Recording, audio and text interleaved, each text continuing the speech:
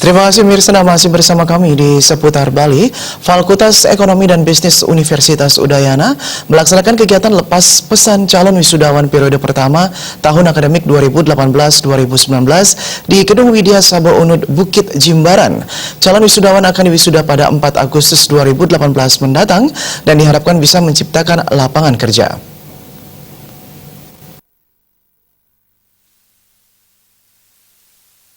Lepas pesan calon wisudawan atau LPCW Fakultas Ekonomi Bisnis periode pertama tahun akademik 2018-2019 diikuti sebanyak 302 orang yang terdiri dari strata 1, strata 2, strata 3, diploma 3, dan profesi. Menurut Wakil Dekan Bidang Akademik Perencanaan, Profesor Ninyoman Kartiasa, jenjang S1 diikuti 124 orang, diploma 3 berjumlah 146, profesi 15 orang, program magister 14 orang, serta program doktor 3 orang. Pencapaian IPK secara keseluruhan telah lolos standar yang ditetapkan. Dari S1 kita lepas sebanyak 124 orang, kemudian dari diploma 3 146 orang, dari profesi 15 orang, dari magister 14 orang, dan dari program doktor ada 3 orang. Dari IPK itu semua sudah lolos dari standar yang kita tetapkan.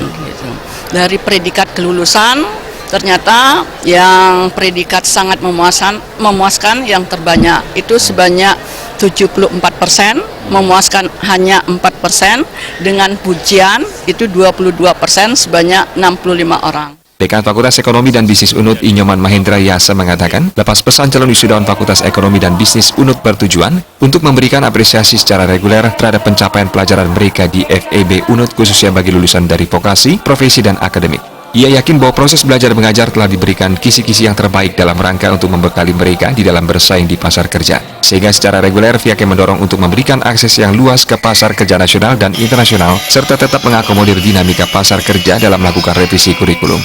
LPCW sebagai wujud bentuk pengakuan dari institusi bahwa telah selesai dengan baik dalam proses pelajaran di Fakultas Ekonomi dan Bisnis UNUD.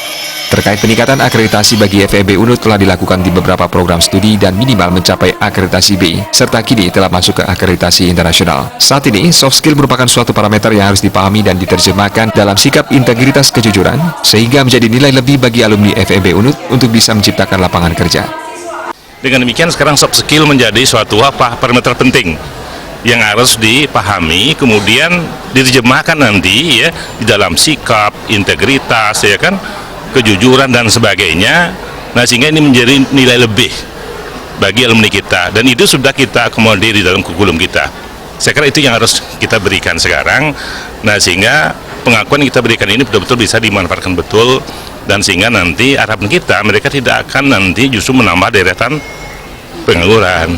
Kita harapkan mereka justru bisa menciptakan pasar kerja bagi mereka, tetapi juga untuk lingkungannya dan seterusnya. Saya kira itu substansinya. Ya.